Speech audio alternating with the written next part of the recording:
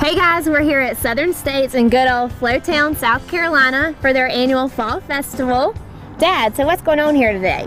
We got a lot of good things lined up. We got Eddie the Trick Horse, we got Kim Hill with a yearling demonstration, Scott Spencer with a 2-year-old demonstration, and also using his faith in that demonstration. We got pony rides, popcorn, hot chocolate. This have been dodged a bullet with the weather, so we're getting ready to crank it up and have a good time. Sounds good. So stay tuned, we'll be right back.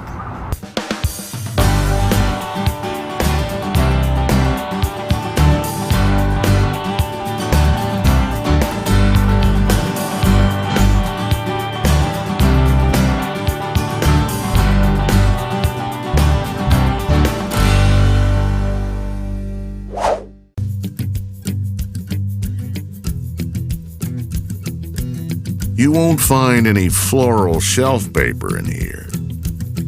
There's no vacuum cleaner bags, carpet samples, or washer-dryer combos.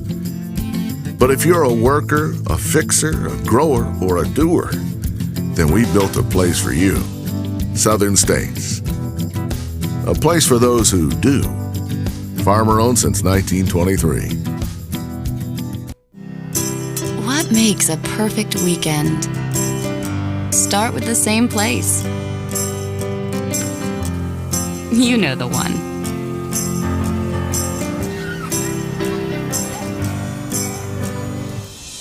Gather a handful of your favorite friends.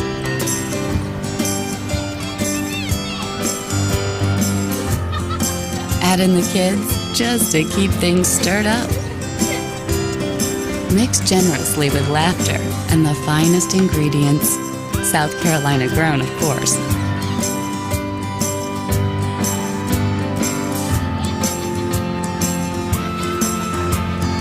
Serve with a fresh, low country boil and the promise to return next year.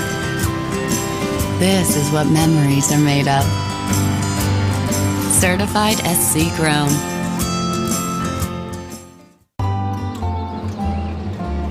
There's nothing fresher, nothing finer than locally grown fruits and vegetables.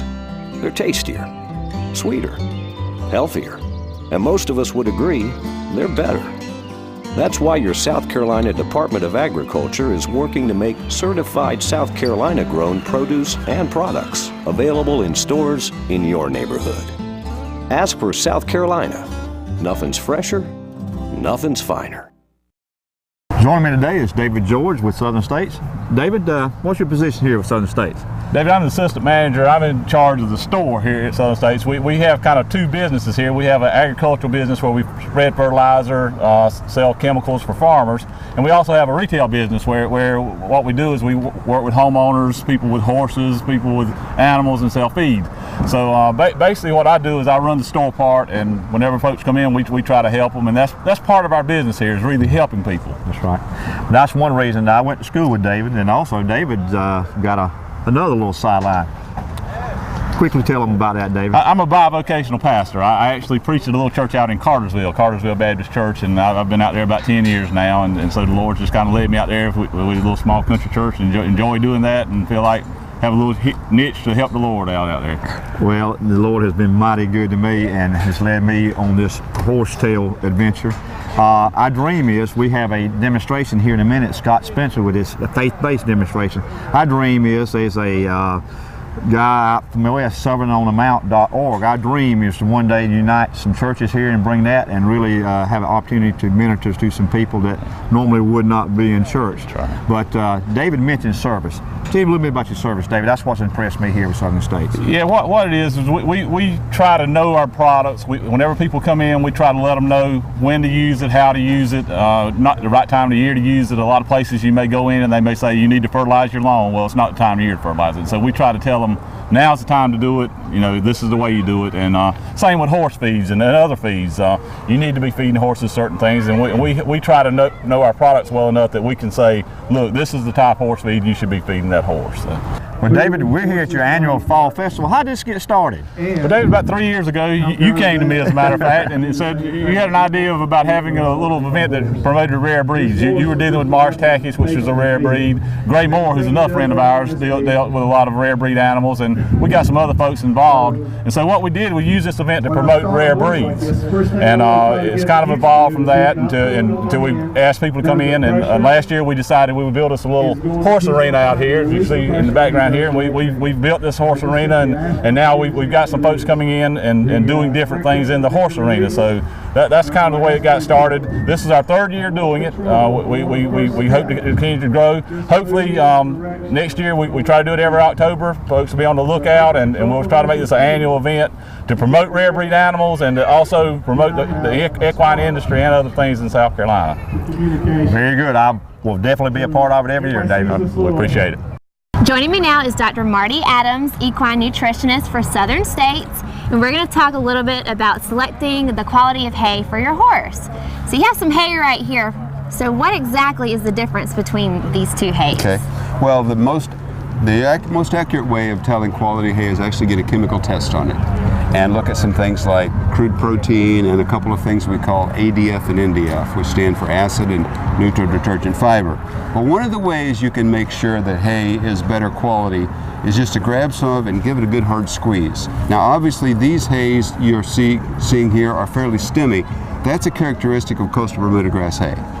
But if you smell the hay, if you notice any dust in it or any kind of mold smell, that's something you would not feed your horses. Horses are very sensitive to the mold toxins in hay, and that could be very bad for your horses. So if you're ever questioning your hay quality, don't feed it to your horse.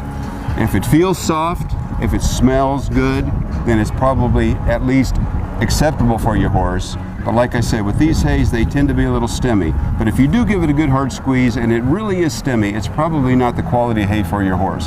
The best thing to do is to ask other horsemen in the area, find some quality hay producers, or go to a store like Southern States that provides hay and buys it from a reputable hay grower would be a good way to find out. The big thing about hay, though, is the better quality your hay, the less the money you're going to be spending on horse feed. And as a company that sells horse feed, maybe that's not the right thing I should be saying, but we want the most important nutrient for your horse is water, the second is hay, and the third is feed. Okay? So quality hay is going to save you on money for your feed, your horse is going to do better on it, and the concern about low quality hay is the risk of an impaction colic. Impaction colics can occur in horses due to low quality hay. It's a very expensive surgery for you to pay for your horse. So that's one of the reasons, health-wise, you've got to be concerned about it. The other is it'll save you money. The better quality hay you buy, the less it'll cost you to keep your horse. And we all know the price of everything nowadays is on the high side. So a way to save money is to find better hay quality for your horse. At Southern States, we can actually come and test the hay and show you how quality that hay is and how you can save money by buying more quality hay, and we can match up the grain to your hay. We've talked about hay, now let's talk about some feed. Tell me a little bit about the different types of feed and what kind of feed you feed different ages of horses. Okay. Well, one of the first things we'll talk about is the senior feed and the senior horse. The senior horse is a horse that's over 20 years of age, and what happens as horses age is they start losing teeth, and eventually the teeth wear down. So they're not able to consume hay. They're not able to actually chew enough and break those hay stems and leaves into pieces enough where they can consume enough and maintain their weight. So at that point then, we put them on a senior feed. A senior feed, think of a senior feed as having built-in fiber. So it's replacing the hay that the horse cannot any longer consume and consume this. So the starch level, which can be dangerous in a horse because the horse can't digest a lot of starch very well, these feeds are very low in starch, and this feed is actually shredded beet pulp and pellets. So the horse consumes this and a limited amount of hay, what I like to call pre-chewed hay. Hay cubes or chopped hay that we would feed the horse a limited amount of that he can consume, but his major diet would be a senior horse feed. So we can keep the weight on and keep the horse looking really good on a senior feed, even though he has very little teeth. We don't make false teeth for horses. They don't have dentures. So we have to make them baby food. So think of senior feed as a baby food. It's a digestible fiber, higher in fat, which the horse can easily digest, maintain his weight and keep him healthy, but with a senior feed. Okay. Okay? All right. The next one I want to talk about is Legend Show and Pleasure. This is for normal mature horses, especially ones that are in performance.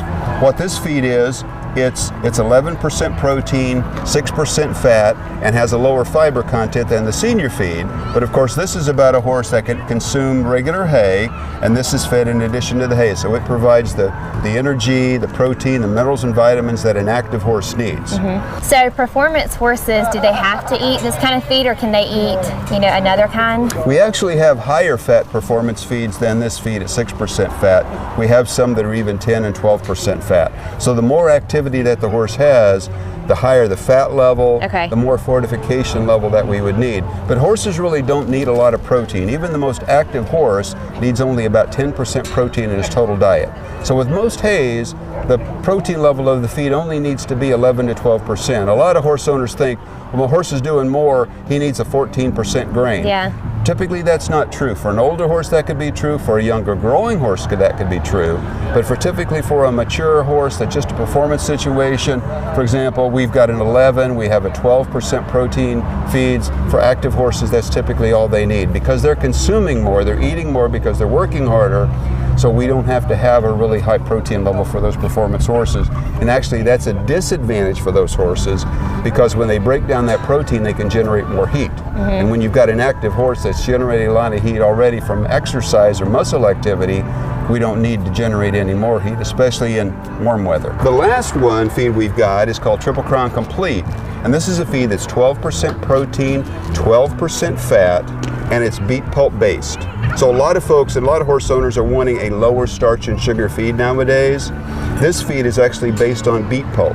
And beet pulp is recognized by horse owners as something that'll put weight on horses safely. And it's very low in sugar and starch. It's only 12% sugar and starch beet pulp is.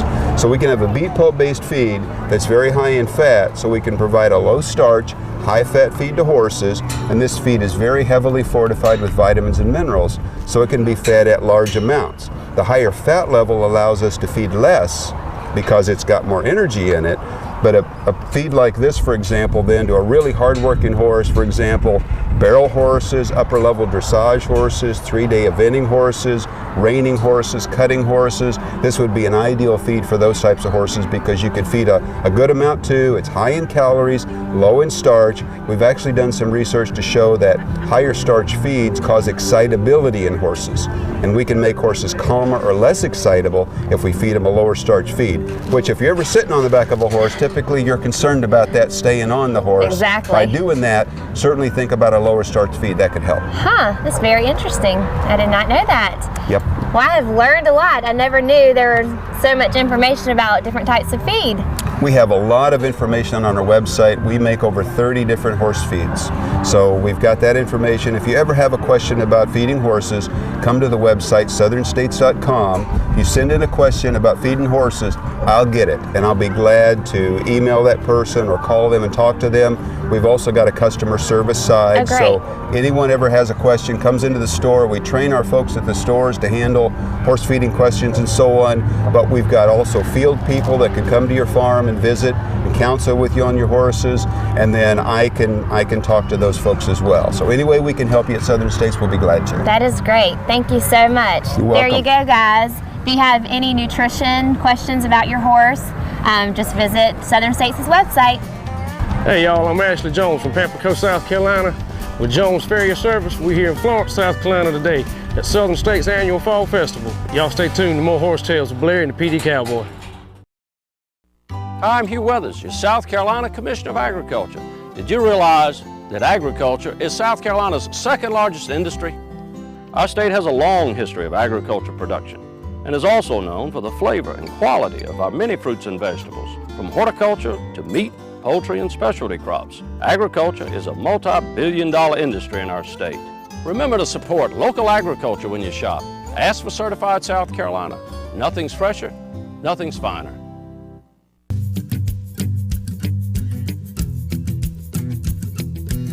You won't find any floral shelf paper in here. There's no vacuum cleaner bags, carpet samples, or washer dryer combos. But if you're a worker, a fixer, a grower, or a doer, then we built a place for you. Southern States. A place for those who do. Farmer-owned since 1923. Joining me today is Scott Spencer, a good friend of mine. Scotty was teaching my daughter Blair a little something about horsemanship. What you going to teach this old cowboy today? Well, hopefully you'll do as well as Blair did. Probably not. What I want to talk to you about today, David, is barefoot horses. All right, barefoot horses have come a long ways in the past 20 years, and it's our understanding of barefoot horses and how we trim the horse's hoof to have the mechanics to be able to function in what way we use them today. What I call it is barefoot performance horses, and that is that you can go and do anything you want with your horse.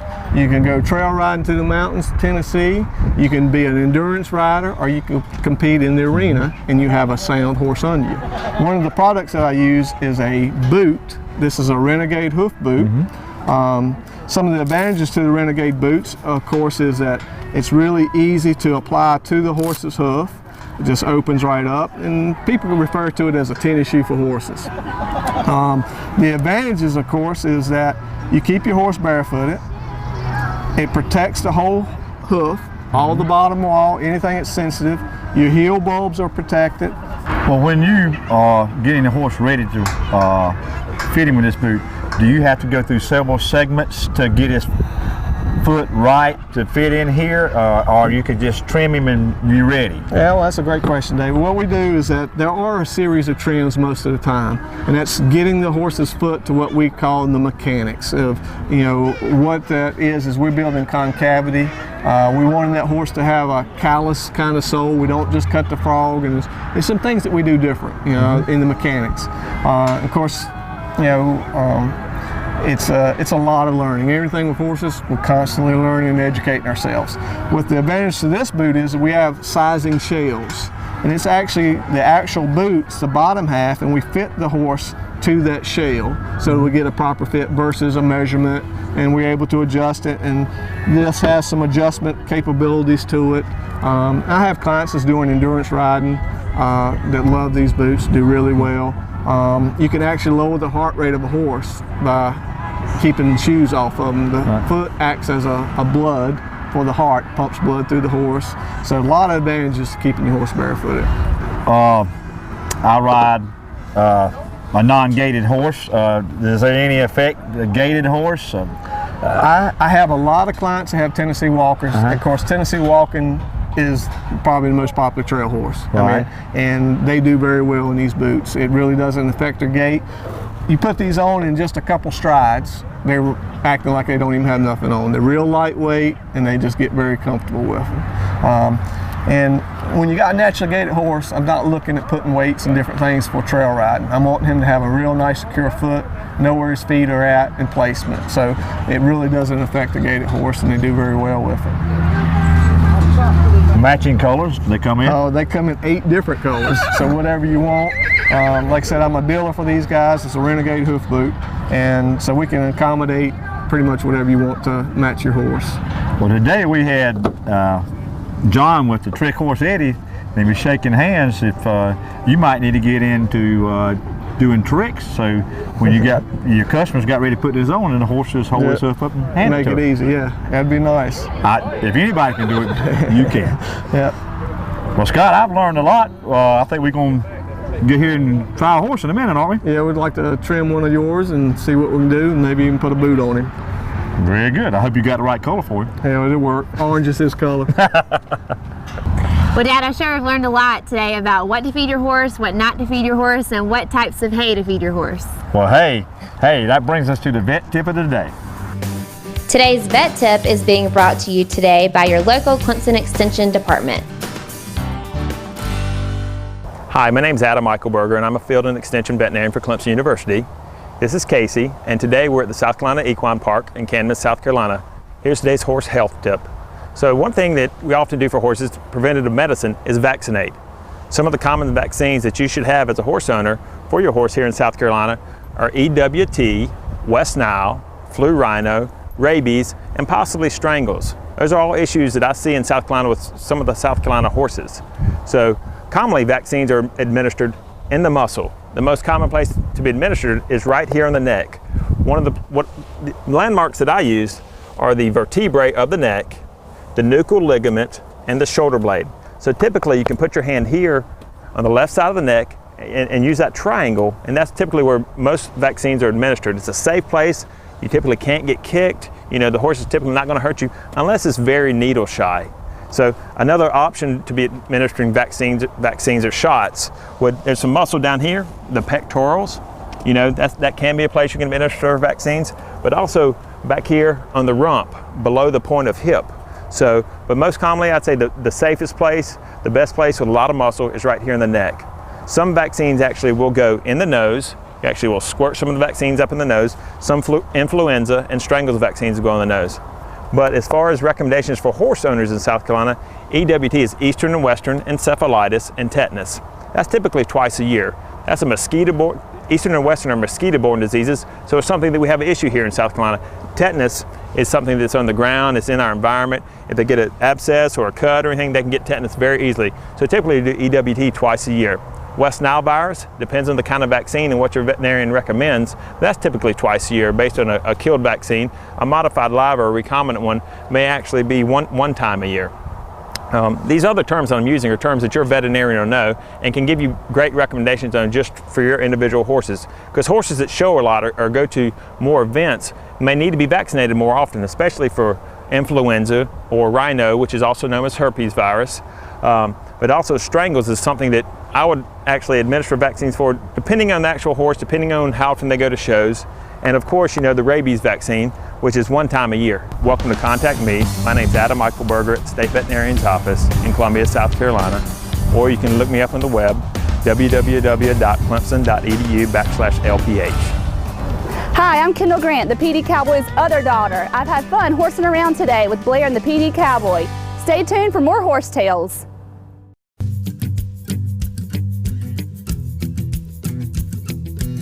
You won't find any floral shelf paper in here. There's no vacuum cleaner bags, carpet samples, or washer dryer combos. But if you're a worker, a fixer, a grower, or a doer, then we built a place for you. Southern States. A place for those who do. Farmer owned since 1923.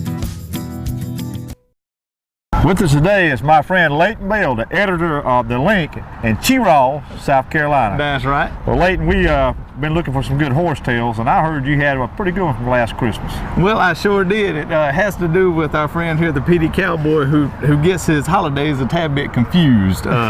He thinks Christmas is in line with April Fool's Day. I grew up riding horses, mostly quarter horses, the ones that you put the quarter in outside of Bilo. And the other real ones I'd been on had all thrown me off, except for one, a little Marsh Tacky by the name of Bama, which I fell dearly in love with, and happened to be owned by David Grant. And I thought we had made it clear that we wanted to purchase Bama if he were ever to get rid of him. And I guess around Thanksgiving, I get the word that you're going to give or sell Bama to someone other than myself, and broke my heart. I called my parents, I called your parents, I called Obama for a bailout, and nobody was working with me at all. And turns out desperation was in your voice. Tears were on my face. And but right there at Christmas, the PD Cowboy came through and did come when he came to pick up the horse to give it to the person he was selling it to. Turns out that he did give it to me, and Bama is still my horse, and very appreciative of that. So, but quite a trick there by the PD Cowboy. Well, I have to say, me and your wife, Wiley, knew what we was going to do, and we had a lot of fun with it in the beginning, but it got really anxious on both of us with, we didn't know you was going to take it quite so serious. And I would have much rather you given Wiley away, to be but when he said he was, I seen him out there on 38 picking up beer cans. I knew the boy was real serious about purchasing that horse. But we hung in there and kept it from him and kept it from him. So we showed up day before Christmas and had the registration papers there. And I might not be as attractive as his wife, folks, but I got a real big bear hug. And so we'll close. Well, how did he get his name, Bama? He actually, that was one that you also dubbed on him after saying that I reminded you of the character from the movie Sweet Home Alabama. And that's where you named the horse, because we had similar personalities. Well, if you get up around Sherrall, you need to look up the Link newspaper, and Mr. Leighton Bell's the editor. Appreciate it. All right. That was a great horse tale. Thank you. Well, Blair, we've had a great time out here at Southern States. Goes to prove it's not how you start, it's how you finish. The weather was pretty rough this morning, but we got through it. Southern States been a great host. If you got any questions about feed, anything for your lawn and stuff, they're the people you need to go to. And I also want to thank Dr. Marty Adams. I learned a lot about what types of feed to give your horses and also what kind of hay to give them. And a special thanks to my friend Scott Spencer with a natural hoof trimming. And until next week, keep your reins low and your hands quiet. All right, I'm going to ride off into the sunset. Well, I believe the old PD Cowboy's going to help you. See you next time. Happy trails.